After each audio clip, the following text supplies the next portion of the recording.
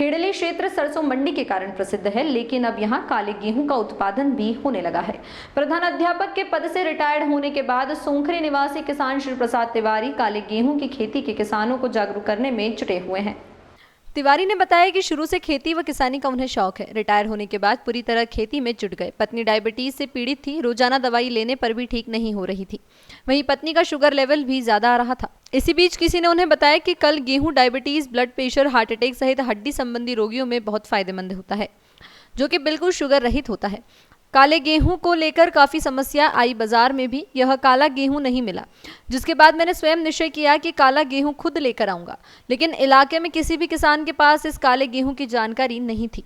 इसके बाद मैं ऑनलाइन कंगाल और जानकारों से भी मिला।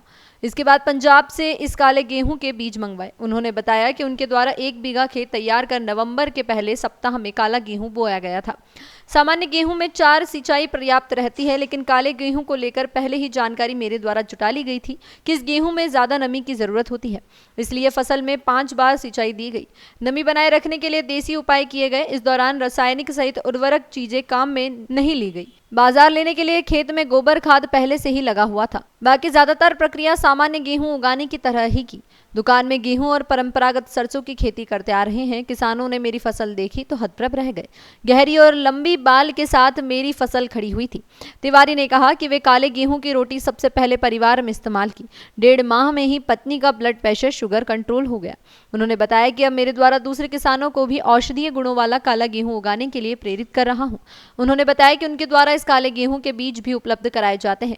यहाँ तक की विधि भी बताई जाती है। हालांकि इस बार मार्च में मौसम के चलते थोड़ा नुकसान हुआ, लेकिन तब भी करीब 40 मन उत्पादन हुआ है। उधर उन्होंने बताया कि गेहूं बाजार में और गेहूं के बजाय 3 गुना अधिक कीमत में इसे बेचा जा सकता है। आपका नाम? क्या करते हो सर? क्या करते हो? मैं प्रिंसिपल से रिटायर अब क्या करते हो? अब खेती बाड़ी कर रहा आपने जो काला गेहूं उगाया है उसका क्या उद्देश्य है? हूँ। मेरा उद्देश्य सिर्फ यही था कि मेरी मिसेज डायबिटिक थी, 400 साढ़े 400 रैंक थी। भरपूर ट्रीटमेंट देने के बाद, हर पद्धति का ट्रीटमेंट देने के बाद भी वो 300 साढ़े 300 से नीचे नहीं है। किसी ने मेरे को बताया काला गेहूँ अगर इसको खिलाओगे तो डायबिटिक में बहुत फायदेमंद है। तो मैंने काली बीज के लिए तलाश किया कि मुझे बीज उपलब्ध नहीं हुआ। फिर गूगल पर सर्च करते करते मुझे मिला कि पंजाब के किसी प्रांत में ये जो है मिल सकता है। तो वहाँ गाँवों से तलाश कर निकाला गेहूँ का बीज उपलब्ध किया और मैंने खेती की। काले गेहूं उगाने से क्या क्या फायदे हैं उसके बारे में? काला गेहूँ खाने से, जैसा कि गूगल से मुझे रिसर्च मिली है और प्रैक्टिकल जो मैंने सीख लिया है, ये तो डायबिटीज में बहुत फायदेमंद है। डायबिटीज को जड़ से समूल नष्ट कर देता है। इसके अलावा आंतों में कोई सूजन है तो वो भी खत्म होती है। फैटी लीवर में बहुत फायदेमंद है। हार्ट रोग के लिए बहुत फायदेमंद है। इसके अलावा यदि आंतों का कैंसर है, जैसा मुझे गूगल रिसर्च से मिला, तो आंतों के कैंसर को भी ये काला गेहूँ खत्म करता है। कितने बीघे में आपने ये काला गेहूं किया और किसानों को कैसे मोटिवेट करोगे अब आगे काला गेहूं के लिए?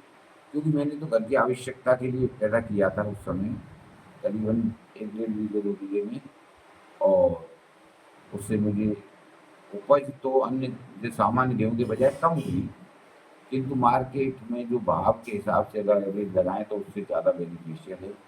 और किसानों से तो मैं यही कहूँगा कि निश्चित रूप से वो ज़्यादा से ज़्यादा काला गेहूँ पैदा करें, जिससे इस समाज में जो बेचारे गरीब लोग विभिन्न बीमारियों से ग्रसित हैं उन्हें राहत मिल सके।